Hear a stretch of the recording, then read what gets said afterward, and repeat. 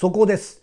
とんでもないことが先ほど独自の取材をして分かりましたので、早速そこでお話しさせていただきたいというふうに思います。我々が今までお話しさせていただいてきた10万円給付について、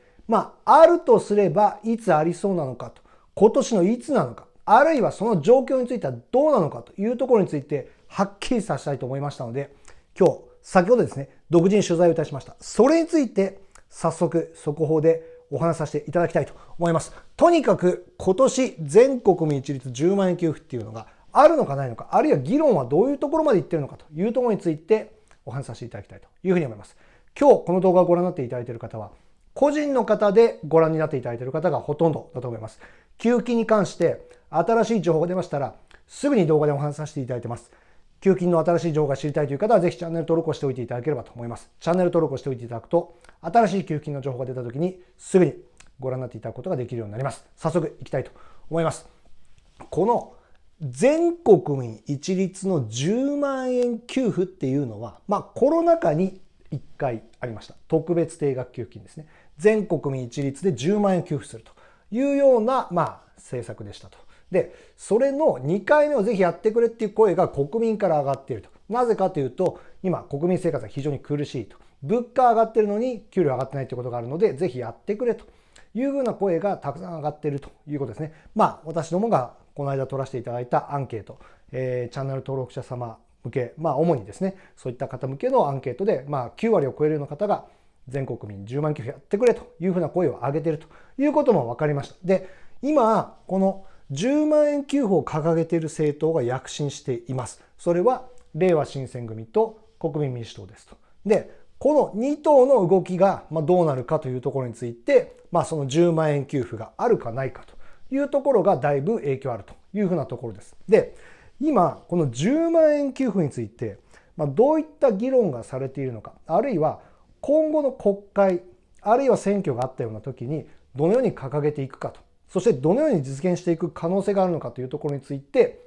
進行具合確認しようと思いました。で、いろいろなことについて我々が予想させていただいて、お話しさせていただいているんですけども、実際にそれを掲げている国民民主党、そういったところにどうなんだということについて先ほど取材をさせていただきましたので、それについて早速そこでお話しさせていただきたいと思います。国民民主党は今何を主にやっているかというと、この103万の壁、この基礎控除の引き上げということですね。この103万円を決めたのは1995年なので、今の最低時給の基準で言うと、178万円まで引き上げるべきだというところをとにかく議論していますと。国民民主党の今国会、あるいはその与党自民党などと協議しているところの主な項目で言えば今言ったこの基礎控除の引き上げというところですね。で、もう一つ言うとすればガソリン税暫定税率の中止ということ終了ということで25円ほどですねガソリン税をなくしたらどうかというふうなところを話していると。なくしたらどうかっていうか暫定税率、ガソリン税の暫定税率はもう廃止しますということが決まったので、それをどの時期からやっていくっていうふうな議論がされていると。それとこの基礎控除の引き上げについて話しているということですね。そこにフォーカスして国民民主党はとにかく自民党とやり取りしていますというところですね。そしてこの103万円の壁、今どういう進行状況かっていうと、123万円でどうかということが、与党、自民党から出てきていると。それに対して、いや、今の最低時給で言ったら、少なくとも178万円にまずなるべきなので、これは絶対に譲れませんということで、国民民主党は返しています。で、それに対して自民党がもし何か案があるんだとすれば、その案を出してくれということで、国民民主党は言っているというのが、今朝の最新の情報です。国民民主党の、この103万の壁について、自民党と、やり取りしている、自民党の税調会長と、やり取りしている、その担当の国民民主党の方が、そのようにおっしゃってますということですね。あるいはその間を取って150万円ぐらいというところでの話がありますがということに対しては、いやいや、それはそのどういう理由でどうかっていうことをまず示してもらわないと、123万と178万の間取って155万です。150万ですっていうふうなことにはなりませんというふうに話していますと。この国民民主党としてはとにかく最低時給がここまで上がったんだから、同じ時間だけ働けるとしたら、その基準でいくべきでしょっていうふうなことを言っていますと。ただ自民党の考えとしては、出てきている話の中では、この生活に関するお金っていうのが、ここより大体2割ぐらい上がっているので、123万円でしょというふうに言っている声もありますということですね。で、いずれにしても、この103万円よりは引き上げになりそうなんですが、その金額はどこになるかっていうことはまだ決まっていないという状況で、ただその額によってめちゃくちゃ大きな影響があると。例えば、もともと言わせていただいているように、178万円までもし引き上げになった場合は、この減税額っていうのは、200万円の方、いわゆるこの103万円より下、あるいはその近くの方だけでなくて、それ以上の年収の方も基礎控除の引き上げ、103万円、基本的に税金がかからないっていうところ、所得税がかからないところの引き上げになるので、その額が引き上げられることによって、その減税の額っていうのは、どの年収を取っている人にとっても影響があるということですね。あるいは500万、あるいは800万、1000万という方にとっては、年間で 22.8 万円を、高級減税なんで、毎年毎年減税されているのと同じだけの効果があるというふうなことになってきますと。ただこれが例えば先ほど言った123万円にとどまるということになれば、この減税の額っていうのは総じて大体2万円ぐらいに収まるっていうような試算もありますし、その間を取って150万ということになれば、この減税の額っていうのはそれぞれ総じて大体5万円ずつぐらいになるっていうふうな試算もありますということですね。なのでこの178万円にとにかく引き上げてくれっていうふうなことを言ってますと。ここが今注目されて議論をされていることですね。で、自民党はこの最低時給っていうのは今の1200円弱というふうなところから、あ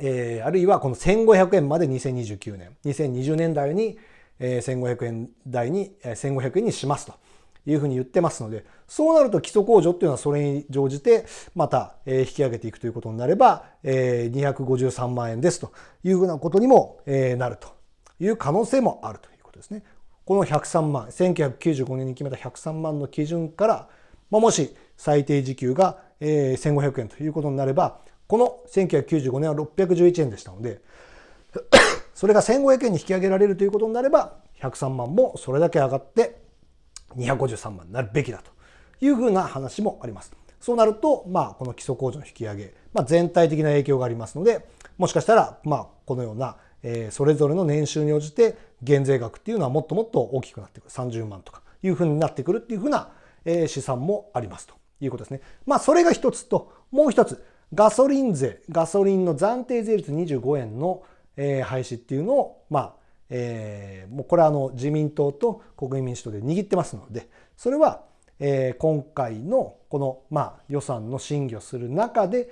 このいくらになるか、基礎控除いくらになるかというところと、ガソリン税の廃止はどのタイミングでやるかっていうところは、大体決まってきそうな状況になってきましたと。ただ、今そこに国民民主党はフォーカスしていて、最初に言った10万円給付っていうことについては、全然話が出てきてないですというところがあるので、実際どうなんだということで、もうつい、先ほどですね、30分ぐらい前に、国民民主党の本部に電話させていただいてお話ちょっと伺ってきました。受付の方でも結構長く、お話しいただいてですね、細かくお話しいただいて、ある程度の傾向っていうのが分かりましたので、それについてお話しさせていただきます。ズバリ言うと、国民民主党っていうのは今、フォーカスしているのは、とにかくこの基礎控除の引き上げとガソリン税の暫定税率の廃止だというふうなお話でした。で、これ何かっていうと、つまり今回の選挙で、基礎控除引き上げ103万円の壁突破っていうことを掲げて支持を得て、当選をしたので、もうとにかくこれを第一優先でやっていきますと。で、10万円給付っていうものについて、もともと党の政策として、持ってらっしゃったじゃないですかと。で、あるいは、その、党の政策として残ってますかっていうことで、年末12月23日ですかね、にお伺いした時も、いやいや、党の政策として残ってますっていうふうなお話を伺ってますかっていうふうに、お尋ねしたんですけども、党の政策としては当然残ってるんですけども、ただ、今回の選挙で、これを掲げて、これをっていうのはこの基礎控除を掲げて当選したっていうのがあるので、当然それを最優先に議論いたしますというふうなことでした。なるほどと。じゃあもうざっくばらんにお話しするんであれば、もともと例えば10万円給付、インフレ手当として全国民一律で10万円給付、あるいは消費税減税、これも党の柱の政策として抱えてらっしゃいましたよねと。で、それについて、新たにある選挙の中で、新たなこのマニフェストじゃないですけど、この党の政策として、これを焦点にして、選挙しますというふうなことで掲げた場合は、そちらが優先になって、そのもともと掲げてた政策っていうのは後回しになるんですかというふうなことをお伺いしました。もうざっくばらんに言うと、優先順位がこうブラッシュアップされていくっていうのはあると思いますというふうな話でした。まるっと柔らかい言い方するとそうなんですけど、すごいわかりやすく言うと、10万円給付掲げていた、党の政策として掲げていたとしても、次の選挙で焦点にしなければ、それはもうぶっちゃけ後回しになるというふうなお話でした。なるほどと。その10万円を後回しにするのがいいことか悪いことか、あるいは消費税減税同じように後回しにするのはいいことかどうか、あるいはその国民のこの基礎控除の引き上げっていうところは今注目されている。あるいはそのガソリン減税っていうところが実現しそうだというところもありますけれども、ただそれの出し入れっていうところについては、一回掲げたものは必ず第一優先でずっとやっていくっていうふうなわけではなくて、選挙ごとに状況に鑑みていろいろブラッシュアップしていって、それについての優先順位が変わってくるっていうことはあるというふうなお話でした。なるほどと。まとめますと、この10万円、全国民一律で10万円給付っていうことに関して、じゃあこの2月までに予算の審議がされる中で、その中で議論、要は分かりやすく言うと、予算に賛成する代わりに我々の掲げる政策やってくれ、それが基礎控除だったりガソリン税の廃止だったりとかっていうところあると思うんですが、その中に10万円給付っていうのは出していきますかっていうふうな、その次元的、つまりこの期間まで2月の末までの衆議院通過ってところまでに提案していきますかっていうふうなお話を伺ったところ、おそらくそういったようなことはないと思いますということでした。衝撃的な事実です。はい。つまりこの2月の末、予算案の衆議院通過というところまでは10万円給付っていうのは議論される可能性っていうのはほぼないと。なぜかというと国民民主党が掲げないって言ってるんで、おそらくその政策っていうのはそこまでに議論されることはもしかしたらなさそうだということですね。この2月の末までに議論がされないっていうふうなことになると、おそらく年度末までなくて、そうすると国会の期末、これは6月の末というところで内閣不信任案が出されるなどしてですね、あるいはこの予算案というところに野党が協力をしないと、賛成しないというふうな形になって、もし解散ということで自民党が言ってくる、そのようなことももしかしたらある可能性ありますが、いずれにしてもそのような形で内閣不信任案とか、あるいは予算案の否決、ここにお話しさせていただいたように、この予算案について野党が協力しない、あるいは内閣不信任案が可決ということになれば、そこで選挙になって、この10万円給付を掲げている政党が躍進して、そういった10万円給付を実現していくっていうふうなスケジュールはあるかもしれませんが、この2月の末までにそれが実現するってことはとにかくまずないということが分かりましたということですね。我々がもともとやってほしいこの、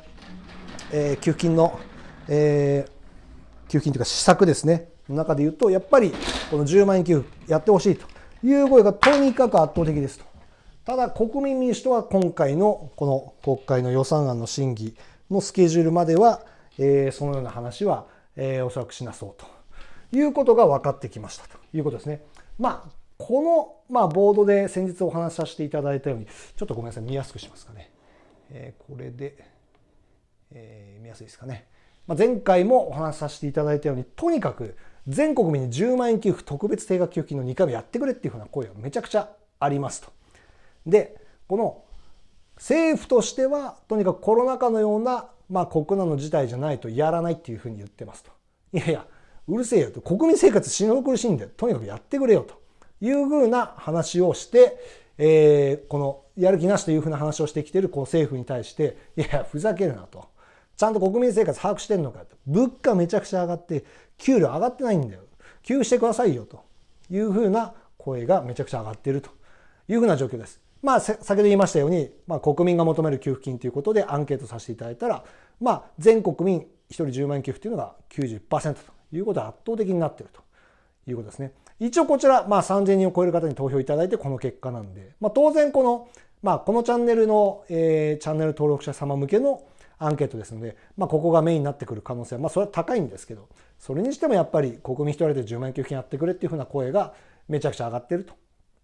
いうふうな状況ですね。で、最近給付された給付金というのは、非課税世帯低所得世帯に向けては、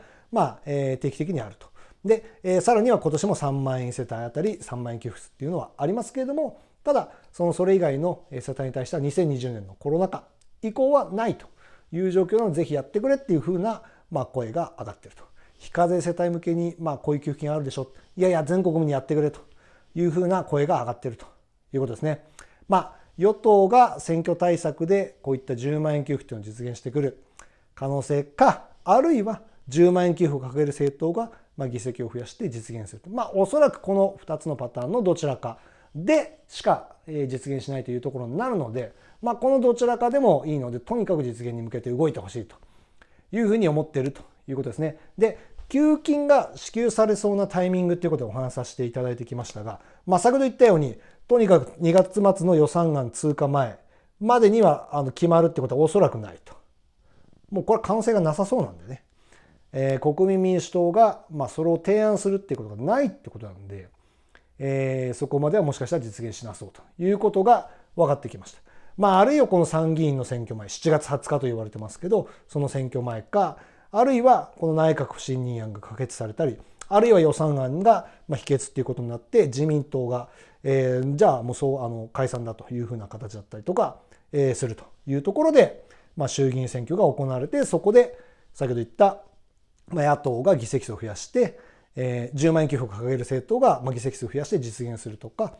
あるいはその自民党がその選挙の前に選挙対策で、選挙対策っていうのは本当おかしいんですけど、選挙対策で10万円給付やりますとかっていうふうにやるタイミングで実現する可能性というところが残されてきましたと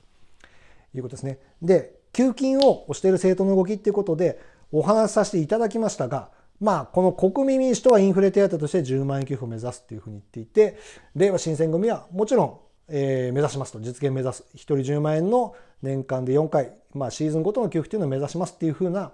お話をされて、れいわ新選組めちゃくちゃ前のめりなんですけど、国民民主党はこのインフレ手当10万円ということに対しては、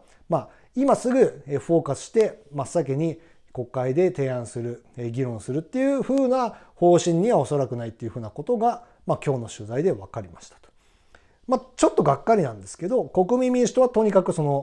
挙ごとにブラッシュアップして、そこで掲げた政策を第一に国会で提案していくっていうふうなご方針だっていうふうなことが分かりましたので、このインフレ手当っていうのが、国民民主党が推して、国会に出していくっていうところが、いつになるかっていうところもなかなかちょっと読めない状況ということが分かってきましたということですね。なので、10万円給付実現、国民民主党、あるいはれいわ新選組、ここをとにかく伸ばしていけば実現するというふうに考えていたっていうところもあるんですけども、その提案するタイミングっていうのも非常に重要だと。もうれいわ新選組とにかく前のめりで10万円給付年間4回やるんだというふうに言ってます。国民民主党としてはこのインフレ手当10万円っていうよりも基礎控除の引き上げをして、それこそ年間で10万円近い減税っていうのが毎年続くっていう方がいいでしょっていう議論だと。そういう観点から国民民主党は見てるということだと思うんですけれども、いずれにしてもこの10万円給付ということを一番に推して今提案していくっていうわけではないということが分かる。そういう方針だということが分かりました。その10万円給付がいいのか、全国民に現金10万円を一律給付するっていうのがいいのか、あるいは基礎控除の引き上げっていうことでこの毎年10万円ぐらいの減税の効果があるっていう方がいいのかっていうのは、それ、いろいろ議論があって、賛否両論だと思うんですけれども、国民民主党の今掲げてる方針でいうと、基礎控除の引き上げっていうところをまず第一に優先事項として、議論するということですね。なので、この10万円給付っていうところはもうちょっと後回しっていうふうなことが分かりましたということです。さあ、この10万円給付ぜひ実現してほしいなっていうふうに思ってるんですけれども、この議論がまたどのようになっていくかというところについて注目していきたいと思いますし、また新しい情報がありましたらお話しさせていただきたいというふうに思います。で、ごめんなさい。最後に1個だけお話しさせていただきたいんですけども、前にお話しした各自治体で独自の給付金があったりするみたいな話があるんですけども、今回もこの10万円給付のお話をさせていただく前に、それぞれの給付金について、ここ千葉県の船橋市なんですけども、この船橋市でもそうですし、それ以外の自治体というところについても、だいぶちょっと給付金の内容がどういうものがあるのかということについてお調べさせていただきました。で、この船橋市の中だけでも給付金ってもう何十個もあるんですよ。60個ぐらい、60何個とかあるんですよね。なんで、その内容っていうのは本当に多岐にわたっていて、住宅だったりとか、あるいは病気ごとの、なんていうんでしょう、給付金があったりとか、障害者向けとか、あるいは会社に対しての給付金とか、これも山ほどあります。業種ごとにだったり、何かをやることに対してのその補助金が出るとか、あるいは子育てに関するような補助金とか、子育てに近いところで言うと、教育に関するような給付金だったりとか、あるいは高齢者に対しての給付金だったりとか。で、なんか高齢者に対しては例えば、杖ですね。歩くときにつく木の棒、杖とかが給付されたりとかっていう風な、支給されたりっていう風な自治体もあるんで、もう本当に様々な給付金があります。で、なので今回のこのお話しさせていただいた特別定額給付金の2回目のような現金10万円給付、これもちろん大事なんですけど、すでにそれぞれ皆様が、いろんな属性、状況だと思うんで、その、教育とか、病気とか住宅とか、そういうふうなことに関しての、あるいは会社とかですね、そういうことに関しての給付金とか、補助金とか、助成金って山ほどあるので、ぜひ、これ一回、それこそ市役所でもいろいろあるんですね、会社向けの、なんていうんですかね、その産業振興課とかいろんな課があって、あるいは子どもの教育に関する課だったりとか、いろいろあって、そこで、自分はこうなんですけど対象ですかっていうのを聞くこともできるので、ぜひですね、いろんなその給付金とか補助金っていうのを調べていただいて、新たに決まるもの、全国に一律で決まるもの、もちろん大事なんですけども、ご自身でそれぞれ対象のものっていうのもあるっていうところをお調べいただいて、ぜひ、そういったこの給付っていうところですね、されるような対象であったりとかすでにします。で、その申請しないともらえないようなものが結構多かったりするので、その辺についてもぜひ気をつけて、ぜひ一回ちょっと自治体の、各皆様の自治体の、地域の自治体の窓口っていうのを確認して、お尋ねいただければなというふうに思います。で、給付金とか補助金に関してのこういった動画を出させていただくと、本当にたくさんの方にご覧になっていただいてます。いつもご覧になっていただきましてありがとうございます。で、そういったたくさん皆様にご覧になっていただいているってことは、政治家の方もたくさんご覧になっていただいていると思うので、我々のやってほしいと思っているような給付金補助金っていうのが、実現全部がしないっていうのは当然なんですけど、ただこういうふうに思ってるっていうふうな我々の意見だけはですね、ぜひ伝えたいというふうに思ってますので、賛成反対と、こういった給付金補助金に関して賛成反対の一言だけでも構いませんので、ぜひご意見入れていただければなというふうに思ってます。我々の声を少しでも届けて、我々一般的な国民がどういうことを思っているかということだけはぜひ知っていただきたいなというふうに思ってます。それから、この動画をご覧になっていただいている方は、個人の方でご覧になっていただいている方っていうのがほとんどだと思います。給付金に関して新しい情報が出ましたらすぐにお話しさせていただきますし、申請が始まったら、できるだけ早く給付されたい。あるいは申請が、確実に完了されたい。申請して確実に給付を完了されたいという方はぜひチャンネル登録をしておいていただければと思います。給付金に関して新しい情報が出たときにチャンネル登録をしておいていただくとすぐにご覧になっていただくことができるようになります。今日も最後までご覧になっていただきましてありがとうございました。独自に今日のように取材させていただいてお話しさせていただくということも、たくさんありますので、また引き続き、ご覧になっていただければなというふうに思います。最後までご覧になっていただきましてありがとうございました。また新しい情報がありましたらお話しさせていただきたいというふうに思います。ありがとうございました。